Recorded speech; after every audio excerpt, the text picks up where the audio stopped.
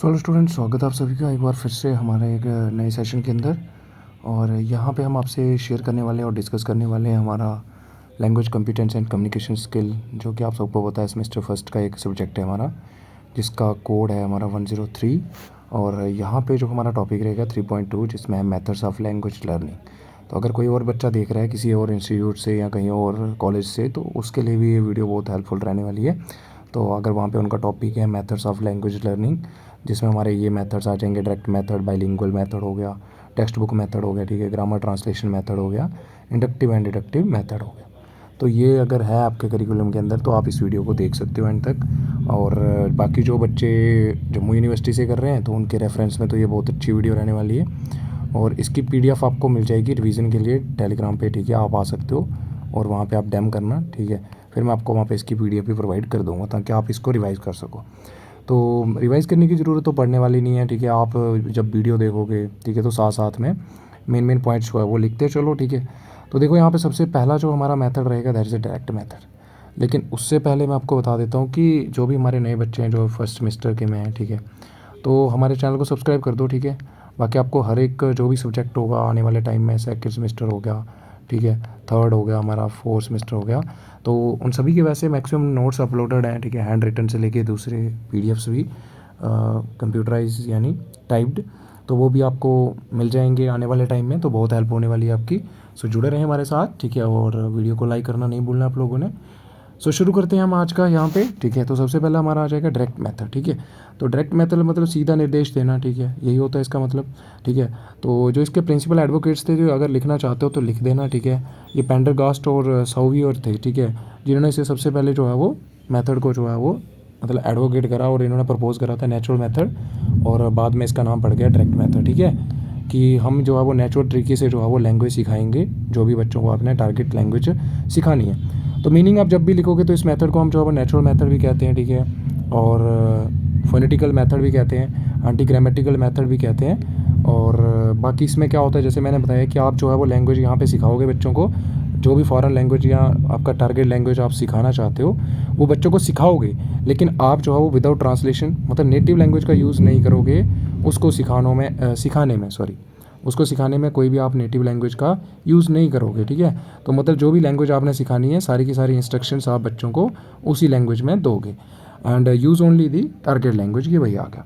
उसके बाद देखो, take the learner into the domain of the target language and एकदम मोस्ट नेचुरल तरीके से, जैसे हम मदर टंग सीखते हैं वैसे तरीके से यहाँ पे बच्चों को टारगेट लैंग्वेज जो है वो सिखाई जाती है। हर चीज़ जो है वो टारगेट लैंग्वेज के अंदर हमें यहाँ पे करते हैं, ठीक है। उसके बाद देखो यहाँ पे बढ़ावा दिया जाता है टीचिंग ऑफ लैंग्वेज को through immersion and direct communication करके, और mirroring the way child learns their first language, मतलब जैसे वो अपनी फर्स्ट लैंग्वेज यानी मदर टंग या नेटिव लैंग्वेज सीखता है वैसे ही करके हम बच्चे को यहाँ पे ये वाली लैंग्वेज भी यानी जो भी हमारी टारगेट लैंग्वेज है जो हम सिखाना चाहते हैं वो सिखाते हैं। एंड उसके बाद कहते हैं कि ये जो अप्रोच होती है इसका एम होता है कि आपको ऐसा इन्वायरमेंट क्रिएट करना है, ठीक है, जो कि रियल लाइफ से जो भी लैंग्वेज यूजेज होता है वहाँ पे आपको करते हो, ठीक है। जैसे हम अपनी मदर टंग का यूज़ करते हैं सिमिलर वे में यहाँ पे भी हम टारगेट लैंग्वेज का यूज़ करते हैं, ठीक है। और यहाँ पे बच्चों को जो है बढ़ावा दिया जाता है, जो भी लर्नर्स हैं हमारे, to think, to communicate and to respond directly in the target language. मतलब हर चीज़ मैंने जैसे बताया कि आपको अगर सोचना भी है तो टारगेट लैंग्वेज में सोचोगे, कम्युनिकेट करोगे यानी वार्तालाप करोगे तब भी आप इसमें करोगे, रिस्पॉन्ड करना है आपको तब भी आप कौन सी लैंग्वेज यूज़ करोगे, टारगेट लैंग्वेज। उसके बाद कहता है कि द मंत्र ऑफ डायरेक्ट मेथड का क्या होता है कि डेमोस्ट्रेट करना है आपको but don't translate. Very very important, ये आप लाइन लिखोगे, ठीक है, कि इसमें जो हमारा सीखने का या शिक्षण करने का जो मेन हमारा मंत्र होता है या एम होता है या गोल होता है वो आप समझ लो कि बस डेमोस्ट्रेट करना है, मतलब प्रैक्टिस करो, कम्युनिकेट करो, लेकिन आप ट्रांसलेट नहीं करोगे। जो भी आप लैंग्वेज सिखा रहे हो उसको नेटिव लैंग्वेज में ट्रांसलेट नहीं करोगे। उसके बाद कहता है कि the teacher transfer meaning directly in the target language. ये वही आ गया कि टीचर जो है वो डायरेक्टली उसका उच्चारण जो है वो करेगा किसमें, टारगेट लैंग्वेज में, through demonstration and visual add का वगैरह यूज़ करके आपको वो चीज़ें सिखाएगा। सिंपल टर्म में हम कह सकते हैं कि इसके अंदर शिक्षण होता है फॉरेन लैंग्वेज का, ठीक है, and without translation and grammar study, मतलब ग्रामर वगैरह की स्टडी की जाती है लेकिन विदाउट ट्रांसलेशन, कोई भी ट्रांसलेशन नहीं होगी, ठीक है, और हम और कोई लैंग्वेज का यूज़ नहीं करेंगे, ओनली वही लैंग्वेज का यूज़ करेंगे जो भी हम बच्चों को सिखाना चाहते हैं। तो आई होप कि आपको यहाँ तक समझ आ गया हो। उसके बाद देखो यहाँ पे कहता है कि लर्निंग थ्रू इंडक्शन, यहाँ पे इंडक्शन से लर्निंग होती है, वेरी वेरी इंपॉर्टेंट, मतलब फ्रॉम पर्टिकुलर सिचुएशंस से लर्नर जो है वो ड्रा करता है जनरल रूल्स। जैसे आपको एग्जांपल दे दी जाए, आपने इंडक्टिव मेथड पढ़ोगे तो आपको और अच्छे से क्लियर हो जाएगा। जैसे मैं आपको एग्जांपल दे देता हूँ, ठीक है। फिर मैं आपको यहाँ पे लिख दिया, जैसे कि कोई पर्सन है वो लिखता है, ठीक है, ठीक है, लेटर लिखता है, ठीक है। तो फिर मैं बच्चों को बोलूँगा कि बताओ इसमें क्या क्या हो रहा है, तो मतलब बच्चे यहाँ से रूल ड्रा करेंगे। तो मतलब अगर हम एग्जाम्पल से रूल की तरफ जाएँ, ठीक है, तो उसको बोलते हैं हम कौन सा मेथड, इंडक्टिव मेथड। तो यहाँ पे भी बच्चा जो है वो यानी शिक्षण करता है इंडक्शन के थ्रू, मतलब पर्टिकुलर सिचुएशन से जो बच्चा है वो जनरल रूल्स निकालता है, ठीक है। तो फिर बच्चा बोलेगा कि यहाँ पे सब्जेक्ट है, ठीक है, वर्ब है प्लस सब्जेक्ट है, और यहाँ पे जो है वो वर्ब की फर्स्ट फॉर्म यूज़ हो रही है, ठीक है। तो ऐसे करके इसका रूल निकाल देगा कि ये हमारा प्रेजेंट इंडेफिनिट टेंस है, ठीक है, और ये वहाँ पे ऐसे इसलिए लगा क्योंकि यहाँ पे थर्ड पर्सन सिंगुलर है। तो ऐसे करके बच्चा जो है वो यहाँ पे जनरल रूल्स जो है वो ड्रा करता है अबाउट द टारगेट लैंग्वेज। इसके अंदर क्या होता है कि इमर्शन होता है, ठीक है। उसको एकदम ऐसे इन्वायरमेंट दिया जाता है जैसे कि वो अपनी फर्स्ट लैंग्वेज सीखता है, वैसे ही उसको इन्वायरमेंट प्रोवाइड किया जाता है। और ट्रांसलेशन यहाँ पे फॉरबिडन होती है, मतलब ट्रांसलेट आपको नहीं करना है बिल्कुल भी। और उसके बाद देखो यहाँ पे ग्रामर जो है वो इंडक्टिवली टार्ट की जाती है, वेरी वेरी इंपॉर्टेंट। वही आ जाएगा कि आपको कुछ एग्जांपल्स वगैरह दी जाएंगी, देन आप जो है वो जनरल रूल्स जो है वो ड्रा करोगे, ठीक है, फिर उनको अंडरस्टैंड करोगे।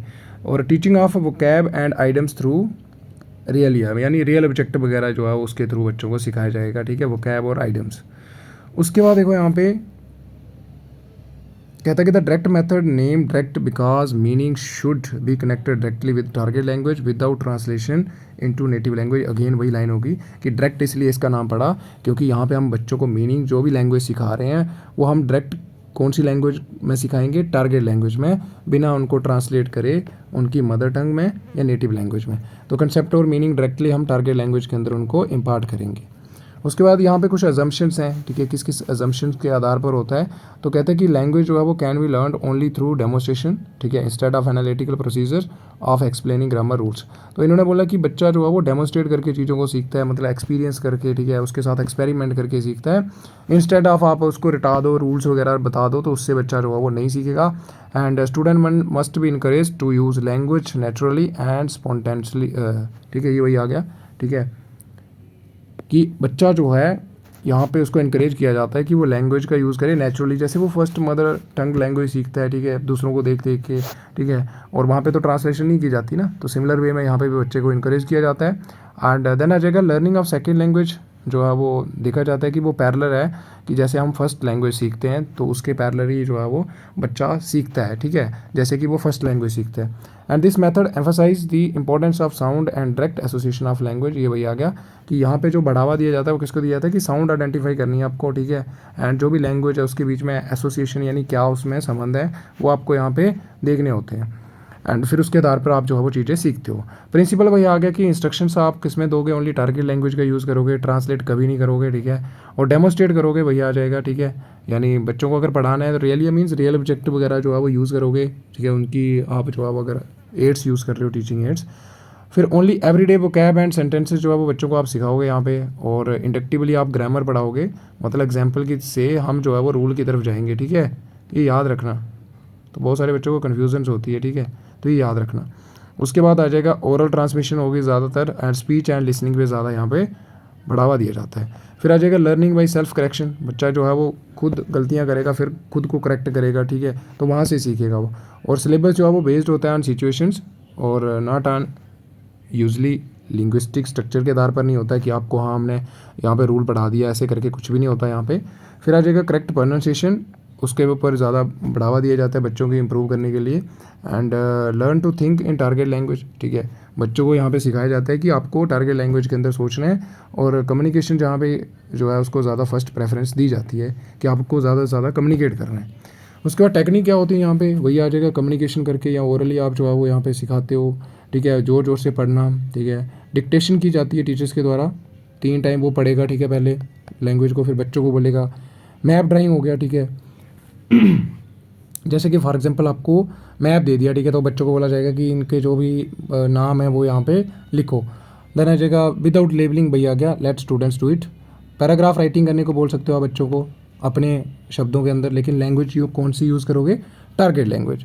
क्वेश्चन आंसर एक्सरसाइज हो गया, fill in the blanks exercise हो गया, ठीक है, और कन्वर्सेशन प्रैक्टिस हो गया। देन आ जाएगा सेल्फ करेक्शन, वही आ जाएगा। तो ये कुछ टेक्निक्स यहाँ पे यूज़ की जाती हैं पढ़ाने के लिए। अब एडवांटेजेस क्या हैं, जैसे कि हमने देखा यहाँ पे बच्चा जो है वो कौन सी लैंग्वेज यूज़ कर रहा है, तो आपने देखा कि वो टारगेट लैंग्वेज का यूज़ कर रहा है, ट्रांसलेशन यहाँ पे बिल्कुल नहीं है। तो इससे क्या क्या हो सकता है, ठीक है, तो इमर्सिव लर्निंग होगी, ठीक है, कि learners are expose to the target language in natural setting के अंदर, ये वही आ गया। And mimicking the way they learn their first language, तो वही आ गया कि जैसे वो फर्स्ट लैंग्वेज सीखता है वैसे करके यहाँ पे वो सेकेंड लैंग्वेज भी सीखेगा। जैसे आप दूसरों को मिमिक करते हो ना, ठीक है, कॉपी करते हो, इमिटेट नकल करके, ठीक है। एंड देन आ जाएगा इम्प्रूव स्पीकिंग स्किल बढ़ेगी, क्योंकि यहाँ पे ज़्यादा कम्युनिकेशन को ज़्यादा बढ़ावा दिया जाता है, ठीक है। एंड इससे क्या होगा कि उनकी कम्युनिकेशन स्किल्स डेवलप होंगी। इन्हांस कंप्रीहेंशन, यानी जो समझने की उनके अंदर शक्ति है वो भी अच्छे से जो है वो चीज़ों को समझ पाएंगे। तो कहते हैं कि continuous exposure to the language in context improve overall comprehension and ability to understand the spoken language, ये वही आ गया। अगेन एंड अगेन अगर आप चीज़ों को रिपीट करोगे बच्चे के सामने, ठीक है, तो उससे जो बच्चा है उसकी अंडरस्टैंडिंग जो है वो और ज़्यादा बढ़ेगी। देन आ कल्चर अंडरस्टैंडिंग, वही आ गया कि डिफरेंट डिफरेंट कंटेक्स्ट में जब आप उसको पढ़ाओगे, ठीक है, तो देखो यहाँ पे teaching of language in different culture context provide learner with a broader understanding of the language cultures, तो लैंग्वेज के भी अपने कल्चर्स होते हैं, जैसे अलग अलग सेंस में बोला जाता है, ठीक है। देन आ जाएगा हमारा नेक्स्ट आ जाएगा कि रियल वर्ल्ड एप्लीकेशन होती है, ठीक है, क्योंकि बच्चा यहाँ पे हम उसको सिचुएशंस दे रहे हैं, जैसे हमने ग्रामर पढ़ा तो यहाँ पे बच्चा जो है वो एग्जाम्पल से रूल की तरफ जा रहा था, है ना, तो बच्चा अप्लाई कर पाएगा, ठीक है। तो कहते हैं कि student practice the language in real life situations making learning process more relevant and practically, ये वही आ गया कि अप्लाई कर पाएगा वो जो भी लर्न करेगा। नेचुरल ग्रामर एक्वेशन होती है यहाँ पे, ठीक है, कि हम यहाँ पे कोई भी रूल वगैरह नहीं पढ़ाते बच्चों को, बल्कि बच्चे को हम एग्जाम्पल्स देते हैं, बच्चा खुद जो है वो उनको वहाँ से रूल जो है वो ड्रा करता है, ठीक है। तो यहाँ पे देखो, यहाँ पे लिखा ग्रामर इज टॉट इंडक्टिवली, ठीक है, allow students to understand and use grammar without memorisation, मतलब बिना रट्टा मारे, ठीक है, क्योंकि बच्चा यहाँ पे खुद रूल ड्रा कर रहा है। देन आ जाएगा इंगेजिंग एंड इंटरेक्टिव होती है, क्योंकि बच्चे को इंगेज तो रहना ही पड़ेगा, क्योंकि अगर बच्चे को हम बता रहे हैं, एग्जाम्पल दे रहे हैं, ठीक है, बच्चे को बोल रहे हैं कि बताओ अब रूल क्या हो सकता है, तो यहाँ पे बच्चे को इंगेज रहेगा, इंटरेक्ट करेगा वो। तो क्लासेस आर मोर डायनेमिक होती हैं, इंटरेक्टिव होती हैं, जिससे बच्चे के अंदर मोटिवेशन आती है और बच्चा इंगेज जो है वो रहता है। देन आ जाएगा इमीडिएट यूज़ ऑफ लैंग्वेज होता है, वही अगेन आ गया कि जो भी बच्चा यहाँ पे सीखता है, ठीक है, तो student use language from day one, इससे क्या होता है कि वो इमीडिएट उसका प्रैक्टिकल यूज़ करेगा, ठीक है, जो भी वो सीखेगा। एंड जो डर रहेगा उसको गलतियाँ करने का वो भी कम होगा उसके अंदर। देन आ जाएगा लिसनिंग जो स्किल्स होंगी वो भी इंप्रूवमेंट होंगी, ठीक है। तो कहता है कि enhance students ability to understand the various accents and speed of speech जो भी है तो उसको वो सही से समझ पाएगा, ठीक है, और कॉन्फिडेंस बिल्ड भी होगा उसका, ठीक है, जैसे अगेन अगेन डेली वो सीखता जाएगा तो वो अच्छे से जो प्रोफिशिएंसी है वो हासिल कर पाएगा, ठीक है, जिससे क्या होगा उसके अंदर कॉन्फिडेंस भी जो है वो बिल्डअप होगा।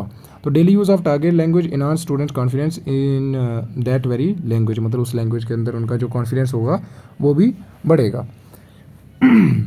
अब देखो यहाँ पे आ गया डिसएडवांटेजेस, कि इसके डिसएडवांटेजेस क्या क्या हो सकते हैं, ड्रॉबैक्स क्या हैं। तो इसके लिए क्या हो चाहिए कि हाईली स्किल्ड टीचर चाहिए, ठीक है, और कहता है कि रिक्वायर्ड हाईली स्किल्ड टीचर, ठीक है, इन the target language and well versed in this method, मतलब इस मेथड के बारे में भी उसको प्रॉपर नॉलेज होनी चाहिए और टारगेट लैंग्वेज के बारे में भी उसको पूरा ज्ञान होना चाहिए। लिमिटेड एक्सप्लेनेशन, तो कहते हैं कि यहाँ पे एक्सप्लेनेशन को उतना ज़्यादा हम नहीं दे रहे हैं, क्योंकि यहाँ पे बच्चे को एक टाइप का हम बोल रहे हैं, ठीक है, और सारी इंस्ट्रक्शंस हम किस में दे रहे हैं, टारगेट लैंग्वेज में दे रहे हैं ना।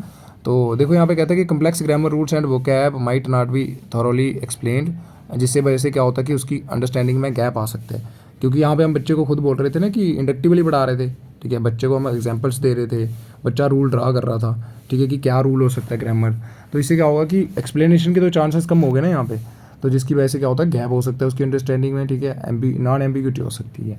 उसके बाद देखो इनिशियल डिफ़िकल्टी हो सकती है, जो बिगिनर होंगे तो उनको चैलेंजिंग हो सकता है, ठीक है, और वो फ्रस्ट्रेटेड फील कर सकते हैं लेसन को इंटायरली समझने में टारगेट लैंग्वेज के अंदर, ठीक है, और सारे लर्नर्स के लिए सूटेबल नहीं होता, ठीक है। अब हर एक लर्नर जो है वो आपने देखा होगा क्लासरूम के अंदर डाइवर्सिटी होती है लर्नर की, तो कहता है कि द दो students who prefer structure learning मतलब जैसे कि आपको रूल बता दिया, आपको रूल माइंड में रख लिया, लेकिन यहाँ पे हम रूल बता नहीं रहे बच्चों को डायरेक्टली, है ना, तो जिससे क्या होता है कि अगर बच्चे जिनको अच्छा लगता है स्ट्रक्चर लर्निंग, ठीक है, सीखना या उस तरीके से सीखना अच्छा लगता है कि हाँ उनको आप रूल बता दो, फिर वो खुद जो है वो एग्जाम्पल्स वगैरह ड्रा करेंगे या बनाएंगे, ठीक है, तो उनके लिए ये जो है वो नॉट सूटेबल है, ठीक है, and might struggle with this method से जिन बच्चों को जैसे होता है ना कि क्लियरली उनको एक्सप्लेन करोगे तो वो जल्दी समझ आते हैं। उसके बाद देखो यहाँ पे कहते हैं कि लैक ऑफ एक्सप्लिक्ट ग्रामर, वही आ गया कि हम यहाँ पे डायरेक्टली कोई भी ग्रामर का जो रूल है वो नहीं बताते हैं बच्चों को, ठीक है। तो इससे क्या हो सकता है कि कुछ बच्चे जो है वो उनको ग्रामेटिकल कंसेप्ट जो है वो हो सकता है वो अच्छे से समझ ना आए। देन डिपेंडेंस होती है टीचर पे, क्योंकि टीचर जो है वो स्किलफुल होना चाहिए, ठीक है। और अगर वो वही स्किलफुल नहीं है तो फिर वो अच्छे से जो है वो एकदम इंगेजिंग इन्वायरमेंट जो है वो क्रिएट नहीं कर पाएगा। उसके बाद क्लासरूम मैनेजमेंट कहता है कि maintaining discipline and ensuring that all students are participating and understanding can be more challenging. हो सकता है कि हर बच्चा पार्टिसिपेट कर रहा है, हर बच्चे को मैं जो है सुपरवाइज़ करना डिफ़िकल्ट हो सकता है टीचर के लिए। देन रिसोर्सेज इनसफिशेंसी, वही आ गया कि हमारे पास उतने रिसोर्सेज भी नहीं होते हैं, देखिए जैसे कि कोई रियल ऑब्जेक्ट चाहिए, ठीक है, विजुअल एड्स या अदर एड्स, तो अगर नहीं है तो हम भी तब भी अच्छे से जो है वो नहीं सिखा पाएंगे।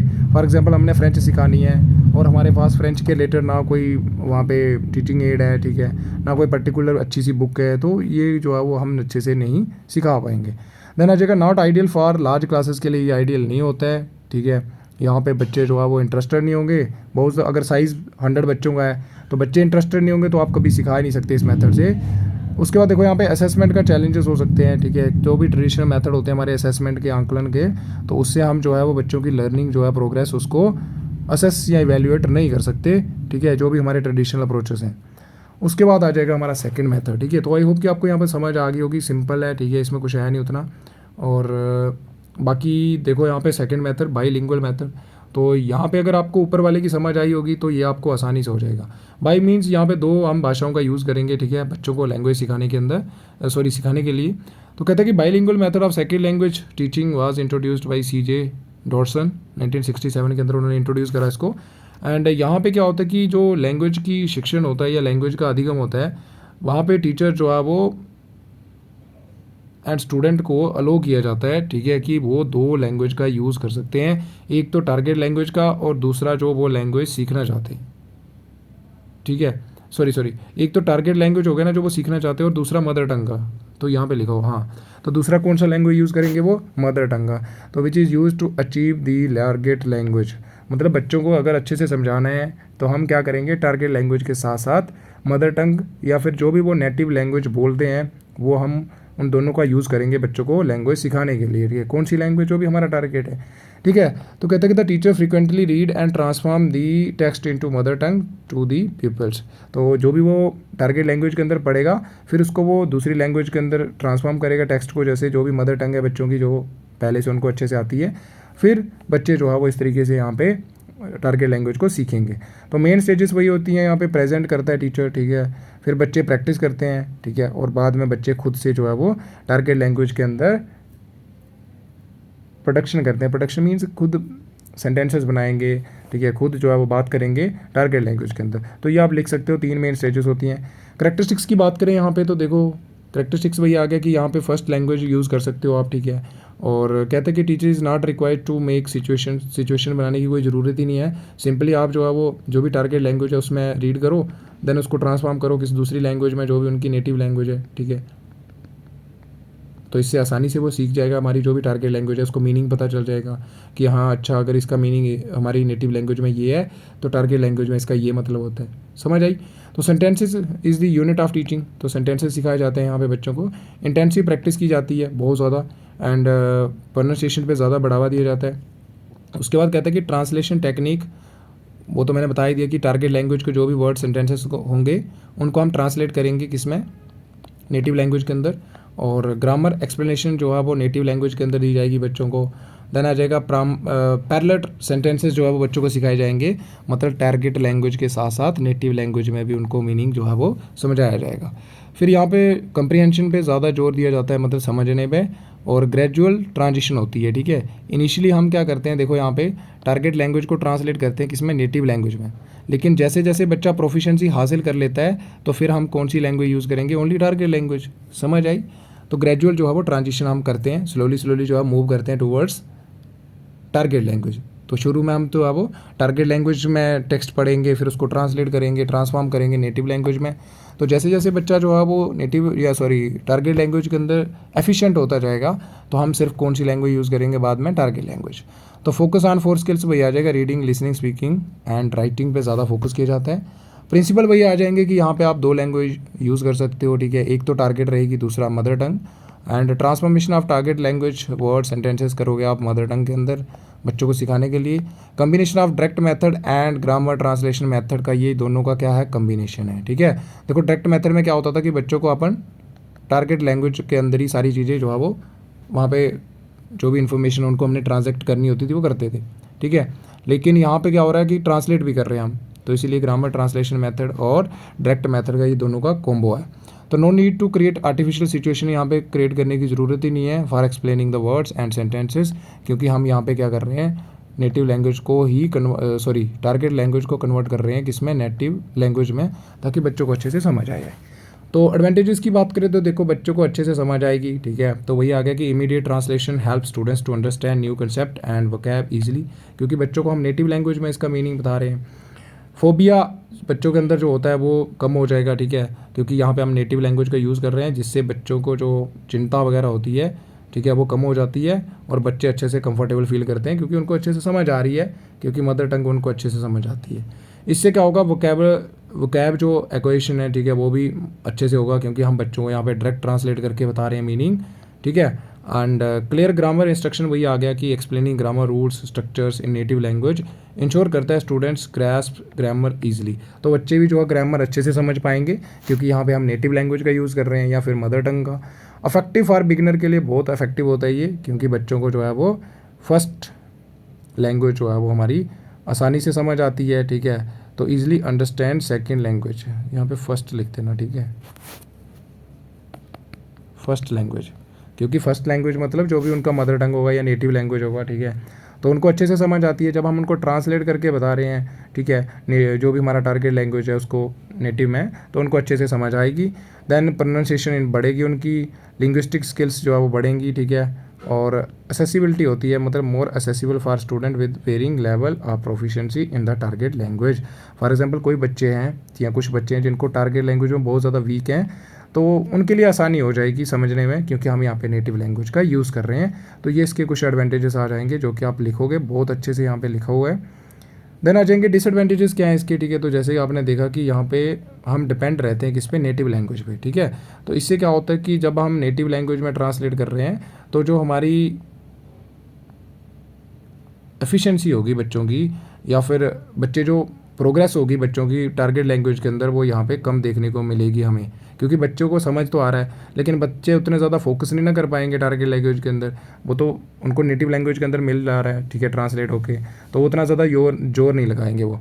तो कहता है कि फुल इमर्शन जो है उसको रोक सकता है ये, ठीक है, और बच्चे जो है वो नेचुरली एक्वायर नहीं करेंगे यहाँ पे, क्योंकि यहाँ पे हम ट्रांसलेट कर रहे हैं। Slow progress in target language वही आ गया कि continuous switching between language might slow down the development of target language. ये वही आ गया कि जब हम कंटिन्यू स्विच कर रहे हैं, पहले हम उनको टारगेट लैंग्वेज में बता रहे हैं, फिर हम उसको ट्रांसलेट कर रहे हैं नेटिव में, तो इससे क्या होगा कि जो डेवलपमेंट है उनके अंदर टारगेट लैंग्वेज की, वो उसकी प्रोग्रेस जो है वो कम हो सकती है, क्योंकि बच्चे जो है उतना ज़्यादा आपने देखा होगा कि इंटरेस्टेड नहीं रहेंगे। जैसे हम बच्चों को कोई पढ़ाते हैं, आपने देखा होगा कि ट्यूशन वगैरह पढ़ा के, तो अगर आप उनको जैसे साइंस पढ़ा रहे हो, तो अगर उसको ट्रांसलेट करके आप उनको बता रहे हो, तो बच्चे भी क्या रहते हैं, खुश रहते हैं, वो कभी ट्राई नहीं करेंगे। और दूसरे दिन जब आप उनसे पूछोगे तो वो कभी इंग्लिश में बताने की कोशिश नहीं करेंगे, वो हिंदी में बताने की कोशिश करेंगे, या हिंदी में उसका उत्तर बताने की कोशिश करेंगे, ठीक है। तो इससे क्या होता है कि जो हमारी टारगेट लैंग्वेज है उसकी प्रोग्रेस स्लो हो सकती है।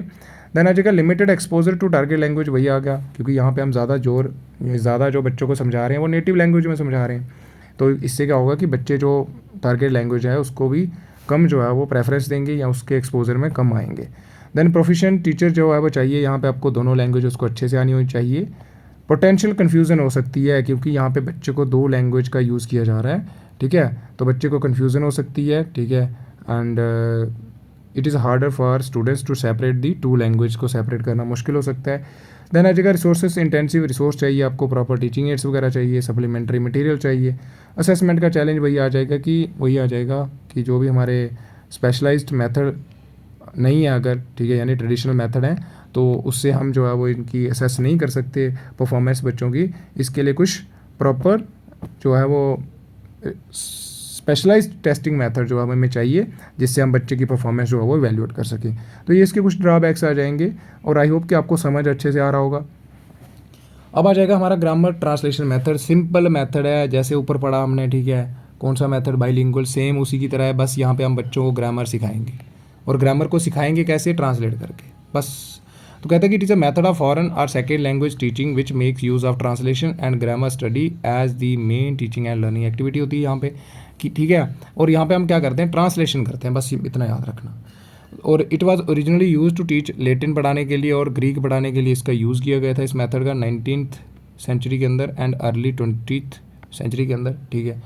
कहता है कि ट्रेडिशनल मेथड है ये सेकेंड लैंग्वेज टीचिंग का, ठीक है, स्कूल के अंदर, और टीचर सेंटर्ड होता है ये। और यहाँ पे स्ट्रेस जो है वो दी जाती है लिटरेसी डेवलपमेंट को, ठीक है, ये आपको याद रखना है। और यहाँ पे देखो, यहाँ पे ये है इसका मेन आंसर कि classes are taught in mother tongue with little active use of the target language. ये भाई आ गया कि बिल्कुल ही हम यहाँ पे ट्रांसलेट करके बच्चों को जो है वो सिखाते हैं। और यहाँ पे हम जो लैंग्वेज यूज़ करेंगे वो मदर टंग होगी, और जो टारगेट लैंग्वेज होगी उसका बहुत कम यूज़ होगा यहाँ पे। And students learn grammatical rules and then applying those rules by translating sentences between the target language and the native language। तो आपको नहीं लग रहा कि यहाँ पे कोई फ़र्क ही नहीं है, हमारा बाइलिंगुअल मेथड था, ठीक है, सेम ही है कि हम उनको ट्रांसलेट करेंगे, जो भी हम टारगेट लैंग्वेज सिखाना चाहते हैं उनको, तो उसको हम ट्रांसलेट करेंगे, ठीक है, किसमें, नेटिव लैंग्वेज में, फिर हम उनको सिखाएंगे। Grammar rules are learn deductively, ठीक है, तो यहाँ पे डिडक्टिवली सीखते हैं हम बच्चों को, पढ़ाते हैं, बस ये थोड़ा याद रखना कि सबसे पहले बच्चे यहाँ पे जो ग्रामर रूल्स हैं उनको सीखते हैं रट्टा मार के, फिर उनको प्रैक्टिस करते हैं या फिर बाद में उनको अप्लाई करते हैं या फिर उनके बेसिस पे एग्जाम्पल्स वगैरह जो है वो क्रिएट करते हैं, बस इतना याद रखना, ठीक है। The rules by doing drill and translating, ये वही आ गया sentences to and from the target language, ये वही आ गया टारगेट लैंग्वेज से नेटिव में, नेटिव से टारगेट में। तो ऐसे तरीके से जो बच्चा है वो यहाँ पे सीखता है। And it emphasise reading and writing को ज़्यादा बढ़ावा दिया जाता है यहाँ पे, ओवर लिसनिंग एंड स्पीकिंग को कम दिया जाता है। और वोकैब लिस्ट वगैरह यूज़ की जाती है, ठीक है, लिटरेरी टेक्स्ट वगैरह यूज़ किए जाते हैं, और डिटेल्ड ग्रामर ट्रांसलेशन यहाँ पे यूज़ की जाती है बच्चों को सिखाने के लिए, यानी जो हमारी अप्रोच रहती है, ठीक है। तो आई होप कि समझ आ गया होगा। यहाँ पे याद रखना कि बच्चों को हम ग्रामर रूल्स जो है वो सिखाते हैं डिडक्टिवली, मतलब पहले बच्चों को हम रूल बता देंगे, ठीक है, रूल्स बता देंगे, बाद में बच्चा जो है उसका अप्लाई करेगा, ठीक है, और सिंथेसिस करेगा, यानी बाद में बच्चा जो है वो एग्जाम्पल्स वगैरह खुद बनाएगा।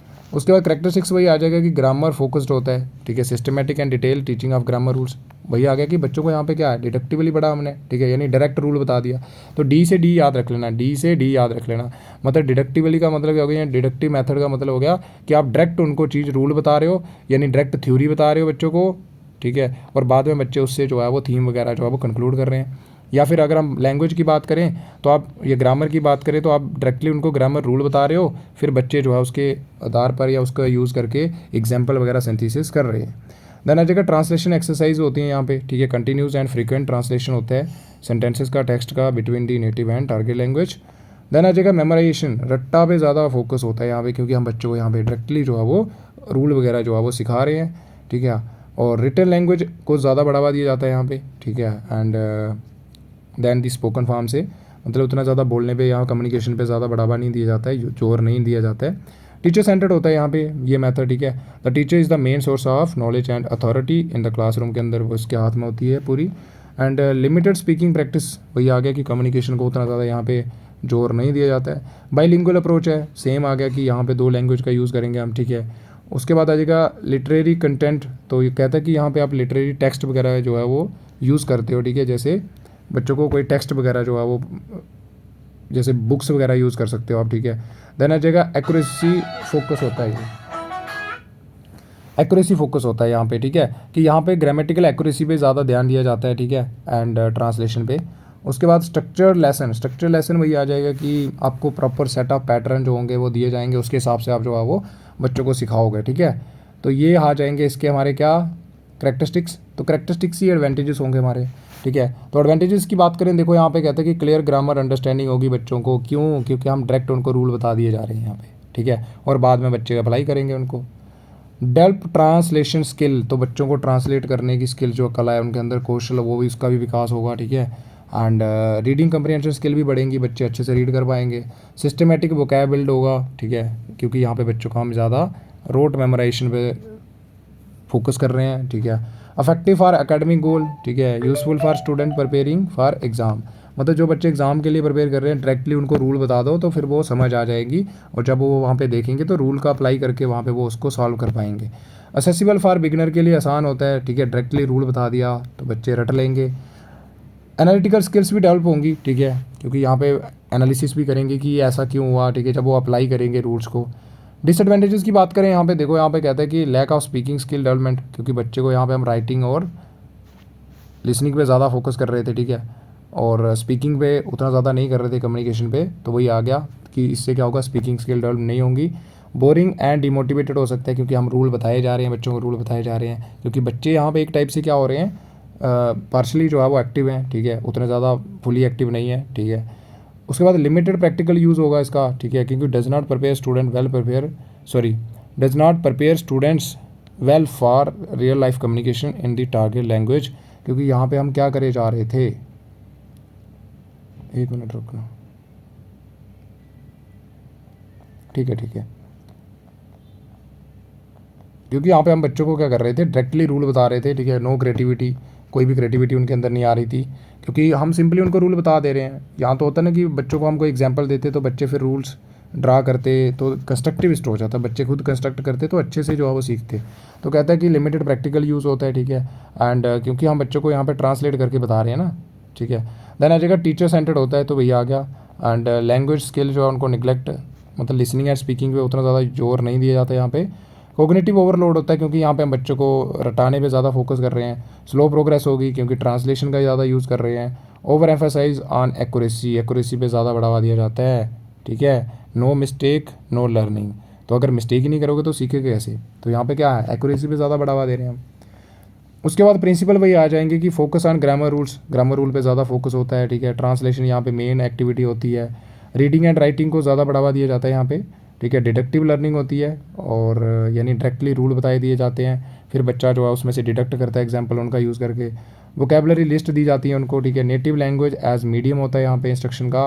लिटरेरी टेक्स्ट वगैरह जो भी हमारे लिटरेचर्स होते हैं, यानी रिटन टेक्स्ट होते हैं, उनका यूज़ किया जाता है। टीचर सेंटर्ड होता है हमारा ये, एग्ज़ाम प्रिपरेशन के लिए बेस्ट होता है। एंड एक्यूरेसी ओवर फ्लुएंसी, मतलब एक्यूरेसी पे ज़्यादा बढ़ावा दिया जाता है, ना कि फ्लुएंसी क्या होती है, बोलने की जो स्पीड होती है आपकी, ठीक है। देन आ जाएगा हमारा टेक्स्ट बुक मेथड, ठीक है। तो टेक्स्ट बुक मेथड वही आएगा कि आप यहाँ पे पाठ्य पुस्तक का यूज़ करोगे बच्चों को लैंग्वेज सिखाने के लिए। तो एक ट्रेडिशनल मेथड है, ठीक है, लैंग्वेज टीचिंग करने का और लैंग्वेज को प्रोपोगेट करने का। इस मेथड में क्या होता है कि आप जो है वो ग्रेडेड टेक्स्ट बुक या वर्क बुक जो है उनका यूज़ करते हो, ठीक है, और बच्चों को जो है वो लैंग्वेज सिखाते हो। The text book are the main source होते हैं यहाँ पे फॉर टीचिंग या टीचिंग लैंग्वेज को टीच करने के लिए। यहाँ पे मेन जो सोर्स होता है हमारा वो क्या होती है, टेक्स्ट बुक्स होती हैं, ठीक है। एंड टेक्स्ट बुक जो है वो बहुत ज़्यादा इंपॉर्टेंट रोल प्ले करती हैं यहाँ पे टीचर को गाइड करने में, ठीक है, एक clear and systematic lesson delivery में। क्योंकि हमें पता है कि जैसे फॉर एग्जांपल आपकी उसके अंदर दे रखा है यूनिट 1, ठीक है, तो वहाँ पे आपको पता है कि क्या क्या पढ़ाना है, तो एकदम सिस्टमेटिक तरीके से आपको पता है, ठीक है। तो उसी तरीके से जो है वो ये बुक्स हमारी हेल्प करती हैं कि आपको कितना पढ़ाना है और क्या पढ़ाना है।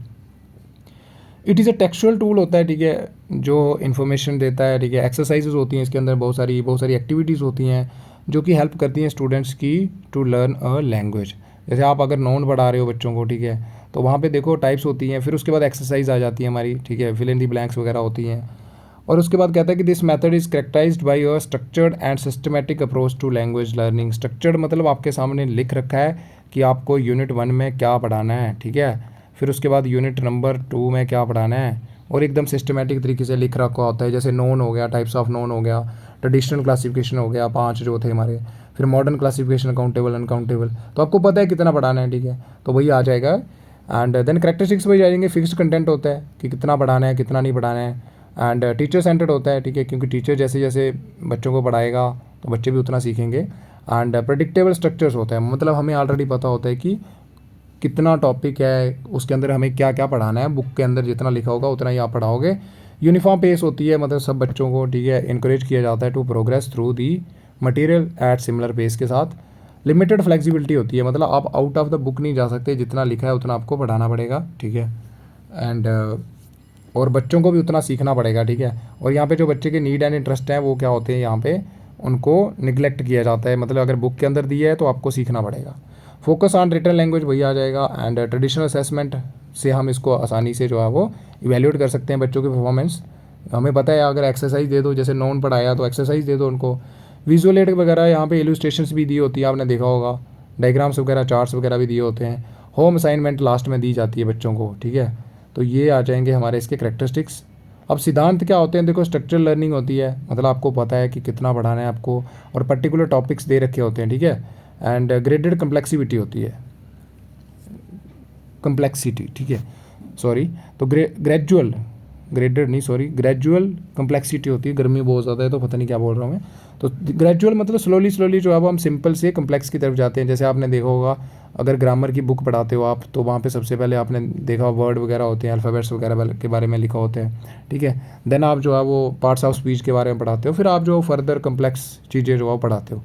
उसके बाद कंसिस्टेंसी होती है कि आज क्या पढ़ाया, कल क्या पढ़ाया, परसों, तो ऐसे चलता रहता है, ठीक है। और रीइंफोर्समेंट वही आ जाएगा कि रेगुलर एक्सरसाइज एक्टिविटीज़ दी जाती हैं बच्चों को, ताकि जो भी हमने उनको सिखाया वो उसको और ज़्यादा बढ़ावा दे सकें। इवैल्यूएशन वही आ जाएगा, आसानी से कर सकते हैं। स्टैंडर्डाइजेशन हो जाएगा, यानी जो भी करिकुलम स्टैंडर्ड है उसके हिसाब से एंड लर्निंग ऑब्जेक्टिव के हिसाब से हमारी चीज़ें चलेंगी, हम आउट ऑफ द बॉक्स कुछ नहीं करेंगे। कंप्रिहेंसिव कवरेज होगी, ठीक है। लैंग्वेज लर्निंग जैसे vocab, grammar, reading, writing, listening and speaking, सारी की सारी चीज़ें जो है वो हमारी कवर होंगी। रेफरेंस मटेरियल होता है ये कौन, टेक्स्ट बुक्स किस किस के लिए, टीचर्स के लिए भी और स्टूडेंट्स के लिए भी, मतलब यहाँ से वो दोनों देखेंगे, ठीक है। रिव्यू एंड रिवीजन अगर करनी है तो ये बहुत ही यूज़फुल होती है हमारे लिए। तो ये इसके कुछ प्रिंसिपल आ जाएंगे। देन फ़ायदे क्या हैं, जो ऊपर पढ़े वही तो है, स्ट्रक्चर लर्निंग पाथ प्रोवाइड करता है, ठीक है, जिससे ये इंश्योर करता है कि कौन कौन सा टॉपिक पढ़ाना है और कितना पढ़ाना है। ऑफर कंसिस्टेंसी इन टीचिंग, वही आ गया कि लर्निंग ऑफ लैंग्वेज जो भी होगी एकदम चलती रहेगी हमारी, ठीक है, कंसिस्टेंट तरीके से, कि आज अगर हमने फर्स्ट यूनिट पढ़ा, कल सेकंड, फिर थर्ड। कंप्रिहेंसिव रिसोर्सेज, तो वही आ गया, मतलब ये एज अ रिसोर्स एक्ट करता है for both student and teacher के लिए। रिव्यू एंड रीइंफोर्समेंट, वही आ गया कि अगर आपको कोई रिवीजन करनी है वहाँ पे हेल्पफुल होते हैं हमारे लिए। बच्चों को बढ़ावा देना है, जैसे आज मैंने उनको पढ़ाया कि नाउन क्या होता है, ठीक है, टाइप्स पढ़ाई उनकी, तो कल बच्चों को मैं बोल देता हूँ कि आपसे मैं सुनूंगा, तो एक्सरसाइज दे दो उनको, ठीक है। देन हर जगह ईजिली अवेलेबल होते हैं, ठीक है, और ऑनलाइन भी होती है हमारी, जैसे सॉफ्ट कॉपी ई बुक्स बोलते हैं उनको, स्टैंडर्ड के हिसाब से होती हैं ये, ठीक है, कि जैसे जैसे अगर 7th क्लास को पढ़ाना है तो उसमें क्या पढ़ाना है, 6 को क्या पढ़ाना है, तो वैसे करके आप टेक्स्ट बुक को माइंड में रखो, ठीक है, और ग्रामर को माइंड में रख लो। इनकरेज इंडिपेंडेंट स्टडी को इनकरेज करता है कि बच्चा घर पे बैठ के भी पढ़ सकता है, ठीक है। और ईज़ ऑफ असेसमेंट, आसानी से आप जो है वो वैल्यूएट कर सकते हो बच्चों की परफॉर्मेंस, जैसे उनको आपने जो है वो एक्सरसाइज दे दी कोई सॉल्व करने को, जो कि टेक्स्ट बुक के एंड में दी हुई है। डिसएडवांटेजेस क्या क्या होंगे इसके, कि फ्लेक्सिबिलिटी बिल्कुल ही नहीं है, जितना दिया हुआ है उतना पढ़ना है और हर बच्चे को पढ़ना है, तो इसीलिए कहता है कि lack of flexibility to adopt students needs and interest नहीं देखे जाते यहाँ पे। ओवर एम्फेसाइज, यानी हम ज़्यादा बढ़ावा किसको देते हैं, रिटन लैंग्वेज, जो जो लिखा होगा।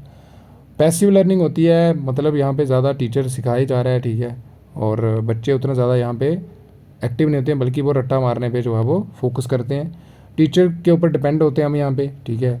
और आउटडेटेड कंटेंट होता है, देखो आपने देखा होगा कि जो टेक्स्ट बुक्स होती हैं हर साल अपडेट करना पड़ता है इनको, लेकिन ऐसा होता नहीं है। तो वही आ गया कि जो नई नई ट्रेंड आ रहे हैं लैंग्वेज के रिलेटेड, हो सकता है वो उसमें हो ही ना। लिमिटेड क्रिटिकल थिंकिंग होगी, बच्चा जो है वो रचनात्मक तरीके से सोच नहीं पाएगा, ठीक है, क्योंकि उसको सब कुछ मिल रहा है और जितना मिल रहा है वो वही यहाँ पे पढ़ रहा है। May not address the need and interest of all student, ये वही हो गया हमारा। और कुछ बुक्स जो होती हैं हाई क्वालिटी टेक्स्ट बुक जो होती हैं उनका प्राइस जो है बहुत ज़्यादा होता है, जो कि हर एक बच्चा असेसिबल या असेस नहीं कर पाता है उनको, तो ये कुछ इसके ड्रॉबैक्स आ जाएंगे। अब आ जाएगा हमारा last, inductive method and deductive method देखेंगे अभी हम। तो सबसे पहले इंडक्टिव मेथड, जैसे हमने ऊपर आपको बताया था कि इंडक्टिव मेथड जो है लैंग्वेज टीचिंग का, इसके अंदर क्या होता था कि आप बच्चों को एग्जाम्पल देते थे और बाद में बच्चे जो है रूल्स जो है वो उनको डिराइव करते थे कि क्या रूल बन सकता है। जैसे मैंने आपको सेंटेंस बता दिया कोई, फिर बच्चों को बोलूँगा बताओ इस सेंटेंसेस के अंदर क्या क्या यूज़ हो रहा है, ठीक है, तो बच्चे उस हिसाब से जो है वो, जैसे मैंने ऊपर बताया था एक प्रेजेंट इंडेफिनिट का, वैसे करके जो है बच्चे रूल जो है वो ड्रा करेंगे and pattern from these examples, और इसी मेथड को हम क्या बोलते हैं, inductive method of language teaching या लर्निंग, कि बच्चा जो है वो यहाँ पे खुद सीख रहा है, ठीक है। तो एक टाइप का कंस्ट्रक्टिविस्ट हो गया ये। तो यहाँ पे स्पेसिफिक से हम जो है वो जर्नल की तरफ जाते हैं, ठीक है, पहले उनको पैराग्राफ दे दिया पूरा, फिर उसमें से ड्रा करो, यानी बॉटम टू अप या बॉटम अप अप्रोच भी कहते हैं इसको, कि हम यहाँ से शुरू कर रहे हैं फिर उसको रूल पे लेके आ रहे हैं। तो it is a discovery based approach होती है, यहाँ पे लर्नर जो है वो खुद इन्फर करता है, ढूंढता है, ठीक है, जो भी ग्रामर रूल्स होते हैं and vocabulary through observation and practice करके, और जैसे थीम से थ्योरी की तरफ जाना, ठीक है, यानी उसको थीम दे दिया, बाद में वो थ्योरी बनाएगा उस चीज़ में से। कैरेक्टरिस्टिक्स की बात करें, इसकी विशेषताएं, गुण क्या होते हैं, तो यहाँ पे बच्चा डिस्कवर करता है, ठीक है, बच्चा खुद जो है वो फाइंड आउट करता है। तो बच्चा यहाँ पे डिस्कवर करता है grammar rules and language pattern through examples and practice करके। कंटेक्चुअल लर्निंग होती है, ठीक है, अलग अलग कंटेक्स्ट में बच्चों को पढ़ाया जाता है, जैसे रियल लाइफ सिचुएशंस और मीनिंगफुल टेक्स्ट। स्टूडेंट सेंटर्ड होता है, ये भी याद रखना याद रखना याद रखना बहुत ज़रूरी है कि ये हमारा मेथड जो है वो स्टूडेंट सेंटर्ड होता है, क्योंकि यहाँ पे बच्चे का एक्टिव पार्टिसिपेशन होता है टीचिंग लर्निंग प्रोसेस के अंदर। बच्चा जो है वो खुद कंस्ट्रक्ट कर रहा है। मिनिमल एक्सप्लिक्ट इंस्ट्रक्शन, मतलब डायरेक्ट इंस्ट्रक्शन हम यहाँ पे नहीं देते हैं उसको, यानी आप डायरेक्ट रूल कभी नहीं बताओगे उसको, ठीक है। तो कहता है कि to provide minimum direct explanation of rules instead focus on example. तो एग्जाम्पल पे ज़्यादा फोकस किया जाता है, फिर बच्चे को बोलते हैं कि तू इसमें से या तुम इसमें से रूल जो है वो निकालो। प्रमोट्स क्रिटिकल थिंकिंग, ठीक है, कहता है कि as student analyse the rules from examples. तो वही आ गया कि क्रिटिकल थिंकिंग तो आएगी, रचनात्मक सोच तो आएगी कि कैसे ऐसे हो रहा है, ठीक है। तो बच्चा एनालाइज करेगा एग्जाम्पल को एंड देन रूल जो है उसमें से ड्रा करेगा। कंस्ट्रक्टिविस्ट अप्रोच आ जाएगी, क्योंकि यहाँ पे बच्चा कंस्ट्रक्ट कर रहा है नॉलेज थ्रू एक्सपीरियंस। इंगेजिंग होता है एंड इंटरेक्टिव होता है, क्योंकि बच्चा जो अब इंगेज रहता है यहाँ पे सीखने में। और रियल वर्ल्ड रेलिवेंस होती है, यस, ठीक है, जैसे कंस्ट्रक्ट करेगा तो वो बाद में अप्लाई कर पाएगा चीज़ों को। एडवांटेजेस वही आ जाएंगे, इससे इंगेजमेंट बढ़ती है, बच्चा जो है वो इंगेज रहता है, ठीक है, एक्टिव पार्टिसिपेशन उसकी होती है यहाँ पे और मोटिवेटेड रहता है लर्निंग में। रिटेंशन जो है यानी ज़्यादा देर तक उसको याद रहेगा, क्योंकि बच्चा यहाँ पे खुद करके सीख रहा है। क्रिटिकल थिंकिंग डेवलप होगी उसके अंदर और प्रैक्टिकल यूज़ कर पाएगा वो चीज़ों को अच्छे तरीके से। एंड फ्लेक्सिबल लर्निंग भी होती है, क्योंकि बच्चा यहाँ पे थोड़ा अपने स्टाइल या पेस के हिसाब से, इंटरेस्ट के हिसाब से जो है वो चीज़ें यहाँ पे चलती हैं। इनकरेज एक्सप्लोरेशन एंड एक्सपेरिमेंट, बच्चा करता है, एक्सप्लोर करता है, खोज करता है कि क्या रूल हो सकता है इसका। इमीडिएट फीडबैक मिलता है, ठीक है, कंस्ट्रक्टिव फीडबैक मिलेगा बच्चे को कि हाँ आपने बहुत अच्छा, यही रूल होता है इसका। डीप अंडरस्टैंडिंग आएगी बच्चे, क्योंकि बच्चा यहाँ पे खुद कर रहा है। Constructive learning, learning by experience, student को एम्पावर किया जाता है कि तुम जो है वो अपनी लर्निंग की ओनरशिप लो और इसका फाइंड आउट करो रूल। तो मतलब बच्चा खुद ओनर है। इंटरेक्टिव क्लासरूम एंड लर्निंग, ये आपको पता है, तो ये इसके कुछ एडवांटेजेस आ जाएंगे। डिसएडवांटेजेस की बात करें, देखो यहाँ पे टाइम ज़्यादा लगेगा, क्योंकि बच्चे को सोचने में, ठीक है, टाइम लगेगा, कंस्ट्रक्ट करने में, एनालाइज करने में। इनिशियल फ्रस्ट्रेशन हो सकती है, वही आ जाएगा, क्योंकि कुछ बच्चे होते हैं जिनको डायरेक्टली अगर आप रूल बताओगे तो उनको अच्छे से समझ आती है। तो अगर आप उनको बोल रहे हो कि एग्जाम्पल दे दी और बोला कि फाइंड आउट करो क्या रूल हो सकता है इसका, तो फिर उनके लिए दिक्कत हो जाएगी। स्किलफुल टीचर चाहिए, ठीक है, ताकि अच्छे से सुपरवाइज़ कर सके और फैसिलिटेट कर सके डिस्कवरी को। इनकन्सिस्टेंट अंडरस्टैंडिंग हो सकती है, क्योंकि सारे बच्चे जो है वो इतने कैपेबल नहीं होते हैं कि रूल को इन्फर कर पाएँ, यानी फाइंड आउट कर पाएँ correctly at the same pace. Limited coverage होती है, क्योंकि बहुत ज़्यादा यहाँ पे टाइम लगेगा और सारे के सारे जो हमारे ग्रामर रूल्स होते हैं वो हम इससे नहीं कर सकते। जो कम्प्लेक्स रूल होते हैं वो कैसे बच्चा कर पाएगा, है ना। असेसमेंट चैलेंज हो सकता है, डिपेंडेंस होती है हमारी एग्जाम्पल पे, ज़्यादा हम डिपेंड रहते हैं, और अगर एग्जाम्पल इरेलीवेंट है तो हमारी जो टीचिंग लर्निंग होगी वो सही से इफेक्टिव नहीं होगी, है ना। तो इसीलिए कहता है कि ये जो मेथड है हमारा, ये रिलाइज करता है heavily on the quality and relevance of example. अगर हमारी एग्जाम्पल इरेलीवेंट है, ठीक है, तो बच्चा कुछ नहीं कर पाएगा। वेरिड आउटकम हो सकती है, अलग अलग बच्चे जो है वो अलग अलग सीख सकते हैं, ठीक है, ऐसा नहीं है कि सबको इक्वली सबने एक जैसा ही फाइंड करा। Not suitable for all topics, या कंसेप्ट के लिए ये सूटेबल नहीं होता है। तो ये हो जाएगा हमारा। अब आ जाएगा हमारा लास्ट डिडक्टिव मेथड, ठीक है। तो डिडक्टिव मेथड इसका उल्टा कर दो पूरा का पूरा, ठीक है। वहाँ पे हम क्या कर रहे थे, एग्जाम्पल दे रहे थे इंडक्टिव मेथड के अंदर, फिर बच्चा जो है वो रूल्स वगैरह ड्राइव कर रहा था, है ना। तो यहाँ पे उल्टा हो जाएगा कि deductive method of language teaching learning involve presenting direct rule, मतलब आप बच्चे को डायरेक्ट रूल बता देते हो और एक्सप्लेनेशन दे देते हो, फिर उसके बाद बच्चा अप्लाई करता है, प्रैक्टिस करता है और एग्जाम्पल वगैरह क्रिएट करता है उन रूल्स का अप्लाई करके। और इस तरीके से अगर हम कोई लैंग्वेज सिखाते हैं बच्चे को या बच्चे को पढ़ाते हैं तो उसको बोलते हैं deductive method of language learning या टीचिंग। तो इसमें क्या होता है, जर्नल से हम स्पेसिफिक की तरफ जाते हैं, मतलब पहले उसको जर्नल रूल बता दिए, फिर बच्चा जो है वो स्पेसिफिक एग्जाम्पल फाइंड आउट करेगा। तो इसको टॉप डाउन अप्रोच भी कहते हैं या थ्योरी टू थीम अप्रोच भी कहते हैं। टीचर सेंटर्ड अप्रोच होती है यहाँ पे, क्योंकि टीचर यहाँ पे बच्चों को जो है वो डायरेक्ट इंस्ट्रक्शन दे रहा है, ग्रामर रूल्स सिखा रहा है, वो क्या बढ़ा रहा है, बिफोर स्टूडेंट अप्लाई देम, बाद में बच्चे जो है वो उसको अप्लाई करते हैं, ठीक है। तो पहले वो बताएगा उनको। करेक्टरिस्टिक्स वही आ जाएंगे कि एक्सप्लिक्ट इंस्ट्रक्शंस होती हैं, मतलब डायरेक्ट ग्रामर रूल्स बच्चों को यहाँ पे बताए जाते हैं। टीचर सेंटर्ड होता है, क्योंकि टीचर यहाँ पे जो है बच्चों को बताता है, डिलीवर करता है, गाइड करता है। रूल एप्लीकेशन, तो डायरेक्टली जो है बच्चों को रूल बताए जाते हैं और बाद में बच्चे जो है वो अप्लाई करते हैं उसको। स्ट्रक्चर लर्निंग होती है येस, क्योंकि आपको पर्टिकुलर एक स्ट्रक्चर मिल गया कि हाँ प्रेजेंट इंडेफिनिट का ये रूल होता है, सो ऑन। इमीडिएट क्लैरिटी हो जाएगी क्योंकि बच्चे को डायरेक्टली रूल जो बता दिया। एफिशिएंसी होती है क्योंकि हम यहाँ पे बहुत सारा सिलेबस जो है वो शॉर्ट टाइम के अंदर कवर कर पाएंगे क्योंकि यहाँ पे टीचर सेंटर्ड है।